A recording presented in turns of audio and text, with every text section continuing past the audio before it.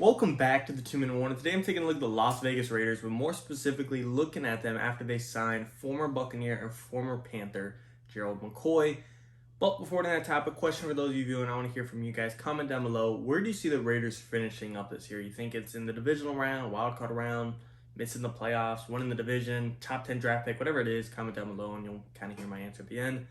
Getting straight into it though, I'm not a Raiders fan, but I am a Bucs fan. So seeing Gerald McCoy, a guy that's been a long-time Buccaneer and most recently a Panther, being added to this Raiders team really made me want to talk about it. And I think the Raiders front four really needs to be talked about because I think it's ever so slightly underrated. I feel like they just made a couple of moves these offseason that people really aren't talking about. Is Gerald McCoy going to get in there and create 20 sacks? No. But he's a guy that could really help out these younger cats that are looking to make that next step forward. And I'm liking a front four that's got, Max Crosby, Jonathan Hankins, Yannick Ngakoue added, Gerald McCoy, and then some guys switching in and out, such as Carl Nassib, Solomon Thomas. It's actually a decent, I'm not going to act like we're talking about the Aaron Donald over here, but I think this is an underrated move just for the fact that the guy's hungry, hasn't played in a year.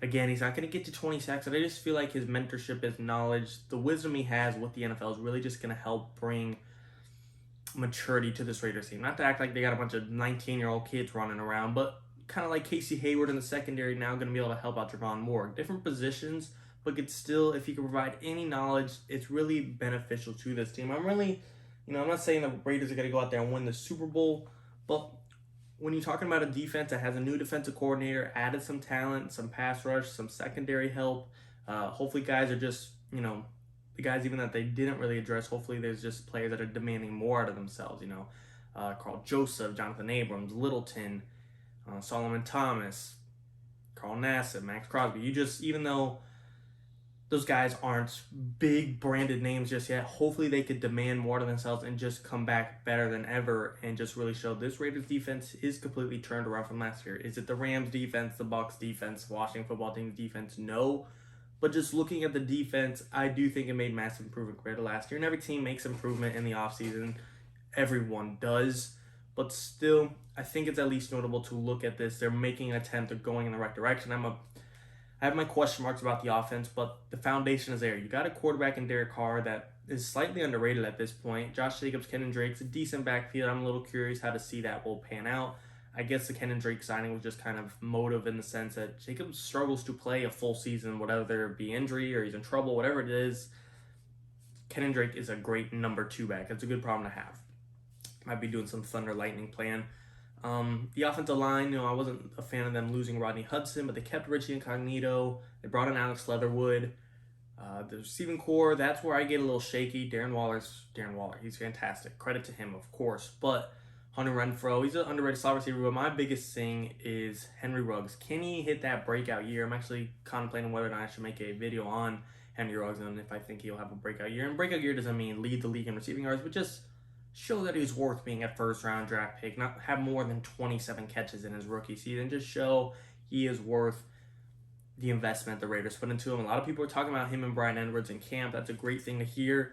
Again, I'm not predicting the Raiders to win the Super Bowl, but if they were to make a playoff run, that's what you need. You need guys to come back the following year and be better. Littleton, Crosby, Henry Ruggs, Bryan Edwards, even Derek Carr, even your best players always need to stay hungry to keep getting better and better to compete at that next level. I'm not saying they're going to take down the Chiefs, and I know there's going to be 10 Raiders fans that comment, we beat the Chiefs last year, and then the other game, we almost beat them, and this year they're done for.